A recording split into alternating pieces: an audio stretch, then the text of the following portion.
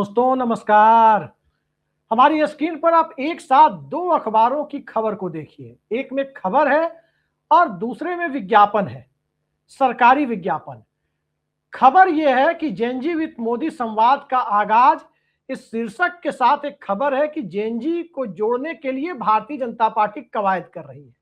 लेकिन जो दूसरी तरफ जो आप पूरे पेज का विज्ञापन देख रहे हैं, ये पटना के अखबारों में प्रदर्शन में शामिल छात्रों को असामाजिक तत्व बताया गया है और प्रदर्शन को, जेएनजी के आंदोलन को, नीट पेपर लीक के खिलाफ हुए आंदोलन को प्रदर्शन न कहकर ध्यान से देखिए, इसे उपद्रव लिखा गया है। एक तरफ जेएनजी के साथ संवाद तो दूसरी तरफ जेएनजी के प्रदर्शन को उपद्रव बताने की कवायद और उसमें जो भी छात्र शामिल थे उनको असामाजिक तत्व साबित करने की कोशिश है।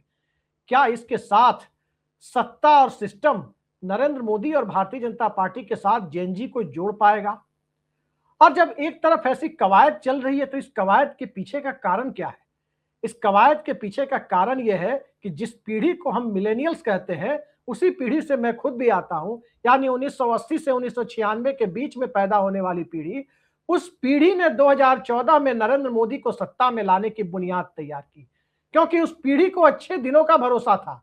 नरेंद्र मोदी ने अच्छे दिनों को वापस लाने, अच्छे दिनों को लाने की का आश्वासन दिया था और उस अच्छे दिनों के आश्वासन के साथ कांग्रेस विरोधी माहौल में नरेंद्र मोदी प्रधानमंत्री बने थे। लेकिन अब जो भूमिका 2014 में मिलेनियल्स ने निभाई थी, उसी भूमिका में अब 2027, 29 या 2026 आते आते अब जेएनजी पहुंच चुका है।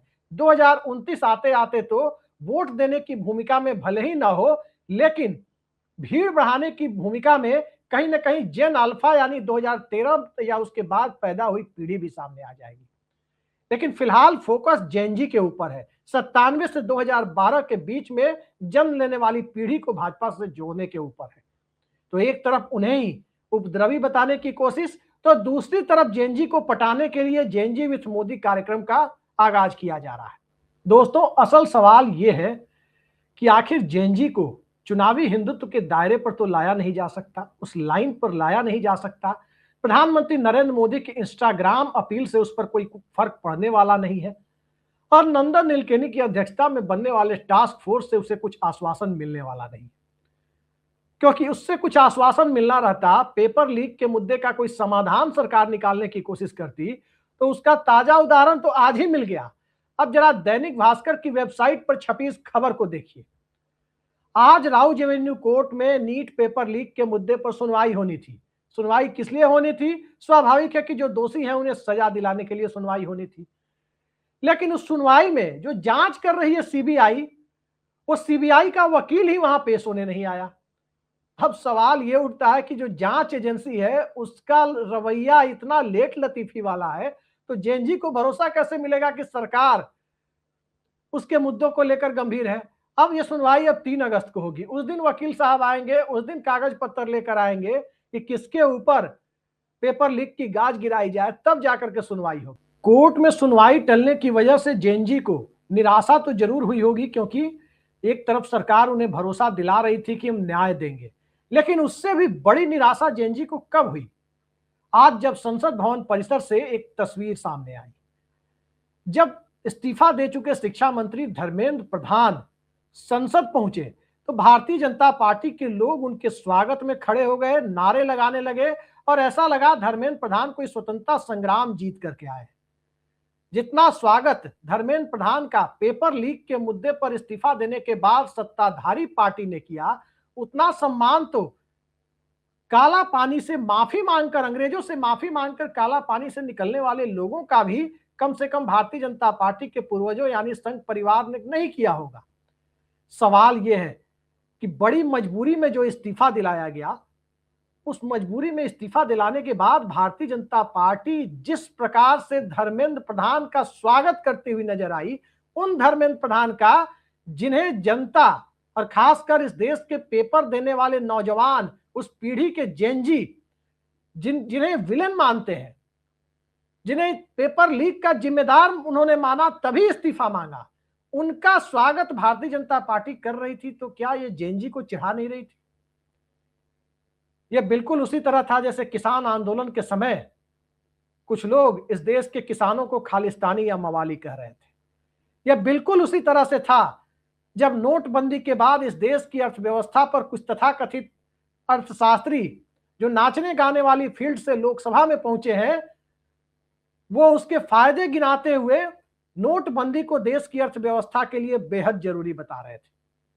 लेकिन आज की तारीख में न तो नोटबंदी देश के लिए काम कर पाई, तो जीएसटी इस देश के छोटे व्यवसायियों के लिए बहुत काम का सौदा साबित हुआ, न ही धर्मेंद्र प्रधान का शिक्षा मंत्री बनना इस देश के लिए फायदे का सौदा साबित हुआ, और न ही इस देश की जेनजी को यानी आने वाली पीढ़ी को एक नए भविष्य की दिशा देने के लिए सरकार कोई मजबूत कार्य योजना तैयार कर पाई।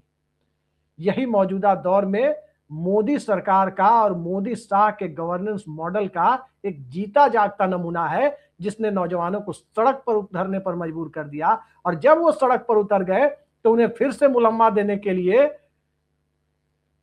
जेनजी विथ मोदी इस तरह के संवाद की बात भारतीय जनता पार्टी जगह जगह करती हुई नजर आ रही है। सवाल यह है कि सरकार और सिस्टम राम भरोसे, सरकार के वकील भी उसी लेट लतीफी के साथ चलने वाले, सरकार की भूमिका भी इतनी लेट लतीफी वाली कि मंत्री का इस्तीफा कराने में 3 से 4 हफ्ते लग गए। और उन सब से आगे बढ़कर देखने की कोशिश करें तो सरकार चलाने की जो प्रवृत्ति पिछले कुछ सालों से रही है, वो किस प्रकार की रही है? वो इस प्रकार की रही है कि चुनावी हिंदुत्व की बयार में सबको बहा देना है, जनता को उसके मुद्दों से हटा देना है। जो भी व्यक्ति या जो भी सिविल सोसाइटी के लोग देश की मूलभूत समस्याओं पर, चाहे किसान की हो या नौजवान की हो, दलित की हो या आदिवासी की हो, जनरल कैटेगरी की हो या अल्पसंख्यक की हो, किसी के भी सवाल को लेकर अगर सवाल उठाते हुए नजर आए तो सवाल उठाते हुए नजर आने वाले लोगों को देशद्रोही टुकड़े टुकड़े गैंग और तमाम ऐसे विभूषणों से विभूषित कर देना है कि जनता के बीच उन्हें राजनीतिक तौर पर विलेन बनाया जा सके। लेकिन इस प्रवृत्ति को, इस नैरेटिव को, विलेन बनाने वाली प्रवृत्ति और नैरेटिव को मिलेनियल्स स्वीकार कर लेते थे। मिलेनियल्स को लगता था कि शायद यही अच्छे दिन है, वाकई इस देश में चुनावी हिंदुत्व की जरूरत है, ऐसा मिलेनियल्स के बड़े तबके को लगता हो, या किसी तरह से उन्हें मोह पास में बांध लिया गया हो। जेनजी को उसमें बांधा नहीं जा रहा है, और यही जेनजी सत्ता पलटने की बुनियाद तैयार कर रहे हैं। कैसे तैयार कर रहे हैं, जरा इस पर आगे बढ़ने के पहले एक छोटा उदाहरण मैं आपके सामने रखता हूं, काफी कुछ समझ आ जाएगा। साल था 1989 का। राजीव गांधी सरकार बोफोर्स के मुद्दे पर बेहद अलोकप्रिय हो चुकी थी, जनता के बीच सत्ता विरोधी लहर चल रही थी। लेकिन उस दौर में राजीव गांधी सरकार ने एक संविधान संशोधन किया। संविधान संशोधन यह था कि वोट देने वालों की उम्र सीमा जो उस वक्त 21 वर्ष थी, उसे घटाकर 18 वर्ष कर दिया जाए। जब 21 साल से घटाकर 18 साल कर दिया गया वोट देने की उम्र सीमा को, तो राजीव गांधी सरकार को लगा होगा, उनकी जगह कोई भी होता, भाजपा की भी सरकार होती, तो यही लगता कि जो 3 साल के ब्रैकेट वाले यानी 21 से 18 के बीच वाले जो पीढ़ी है, जिनको सरकार ने वोटिंग राइट दिया है, उसका उस वोटिंग राइट को देने का आसान, राजनीतिक आसान उतारने के लिए वो पीढ़ी कम से कम सरकार को सहयोग करेगी, यानी कांग्रेस पार्टी को सहयोग करेगी। लेकिन ऐसा कुछ हुआ नहीं।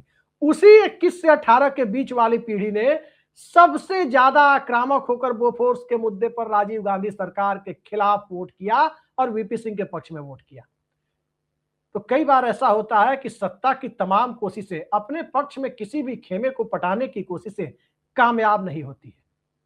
कई बार ऐसा होता है, और उन कोशिशों का परिणाम देखिए कि आने वाले वक्त में किस तरह से सत्ता अपने नैरेटिव को लेकर घबराई होती है और एक से बढ़कर दूसरी गलतियां करती चली जाती है, इसका एहसास सत्ता को खुद भी नहीं होता। अब आते हैं जेनजी पर। जेनजी एक ऐसे दौर की पीढ़ी को हम कहते हैं जिस पीढ़ी के सामने मुद्दे बदल गए थे।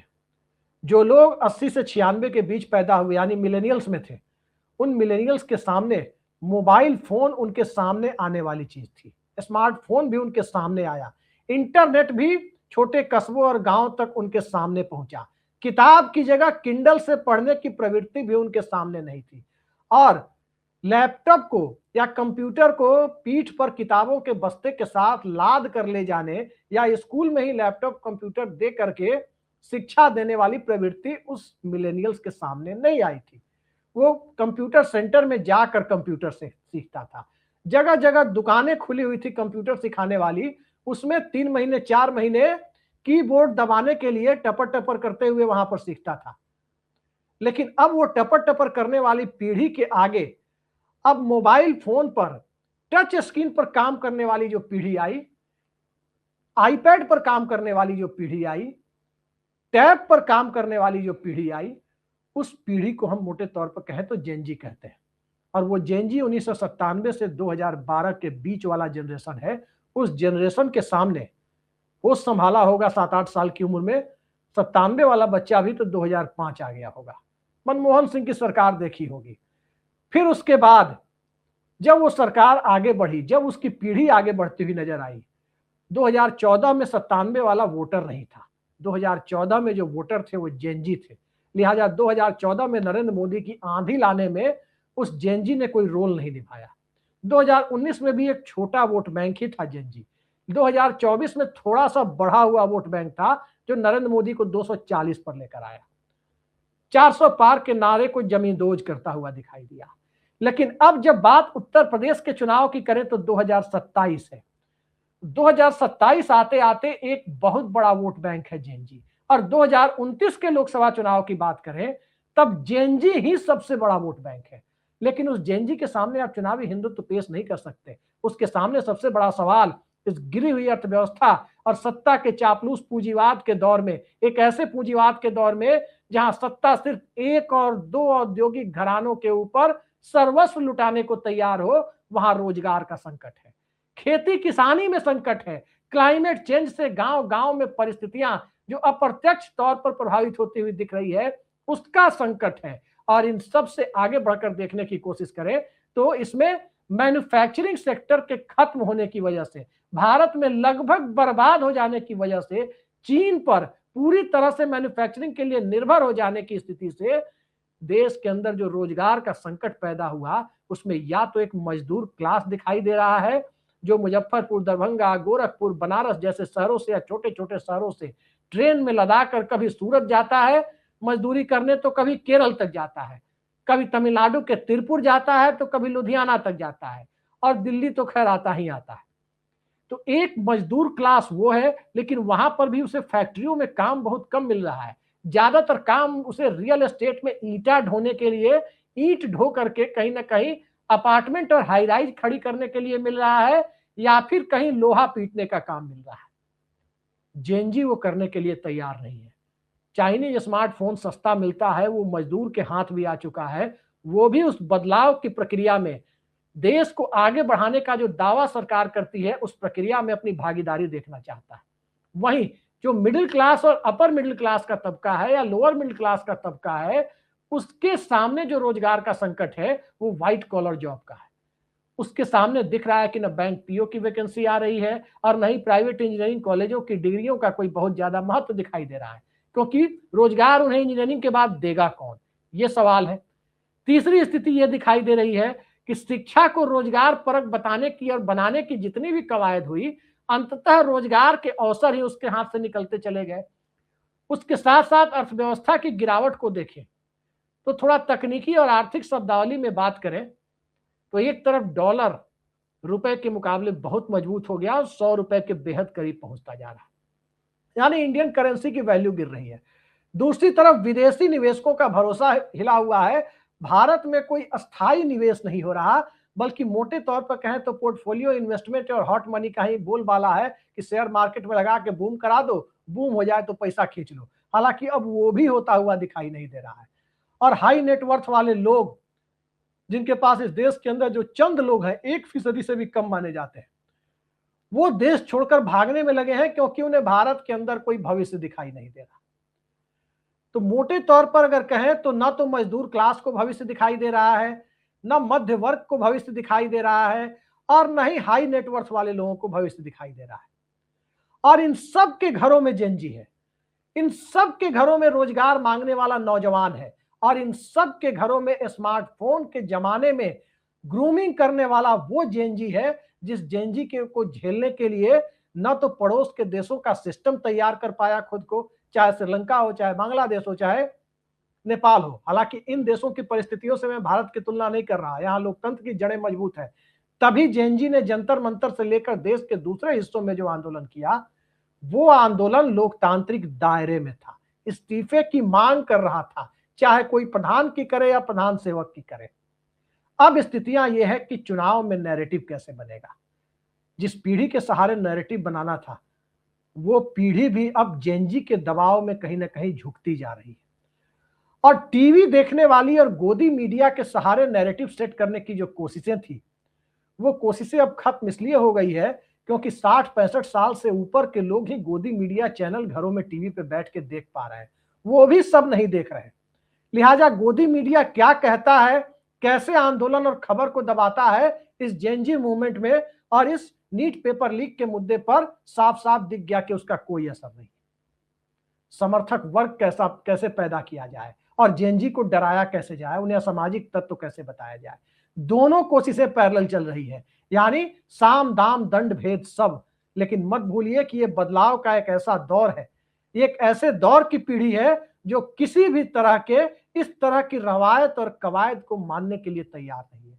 यही चुनौती नरेंद्र मोदी की भी है, यही चुनौती राहुल गांधी की भी है, यही चुनौती अभिजीत दीपके की भी है, और यही चुनौती इस देश में सिविल सोसाइटी की भी है कि ये किसकी क्रेडिबिलिटी को ये पीढ़ी कब धूल धूसरित कर दे और किसे अपना मसीहा घोषित कर दे, इसमें कोई फर्क नहीं पड़ता, और कब कर दे ये कोई जानता भी नहीं। तो ऐसी स्थिति में जेनजी विद मोदी संवाद का आगाज जो दिल्ली में भारतीय जनता पार्टी कर रही है, सवाल यह है कि क्या जेनजी के मुद्दों पर वो गंभीर है। जेनजी के मुद्दों पर गंभीर होती तो 150 से ज्यादा पेपर लीक जो पिछले कुछ सालों में देश में हुए हैं, समाधान निकल जाता। जेनजी के मुद्दों पर अगर सरकार और सिस्टम गंभीर होता तो कहीं ना कहीं चुनावी हिंदुत्व के दायरे और मंदिर मस्जिद शमशान कब्रिस्तान और हिंदू मुसलमान के नारे से ऊपर उठकर ध्यान दिया गया होता। लेकिन आज 12 सालों की मोदी सत्ता देखने के बाद फिर से जेनजी उस पर एतबार करेगा। कम से कम जिस तरह के नारे वहां दिखाई दे रहे थे, उसे देखकर तो कोई यकीन नहीं कर सकता। आगे आगे देखिए क्या होता है। एक बात तो साफ दिखाई दे रही है कि जेनजी का जो रवैया है, जो ट्रेलर अभी दिखाया है, सत्ता जाने वाली है। सत्ता जाने वाली है तो सिस्टम कोलैप्स करेगा या सिस्टम बचेगा, अभी से कहा नहीं जा सकता। लेकिन सत्ता की लुटिया अब डूबती हुई दिखाई दे रही है। प्रधान सेवक को अब नए प्रधान सेवक के स्वागत की तैयारी में जुटने की मना स्थिति में रहने को खुद को तैयार करने का अघोषित निर्देश इस जेनजी ने दे दिया है। अगले 2-3 साल इस देश के लिए बेहद महत्वपूर्ण है। आज के लिए इतना ही। नमस्कार।